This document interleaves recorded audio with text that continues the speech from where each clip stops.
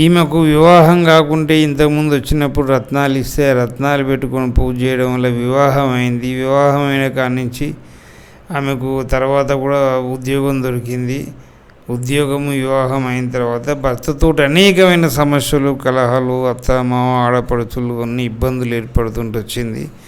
దానికి కానీ జాతకరీత్యా మళ్ళీ ఇంకో 2 ఉంగరాలు సూచించడం జరిగింది. సంతోషంగా తీసుకొని ఆర్డర్ ఇచ్చింది.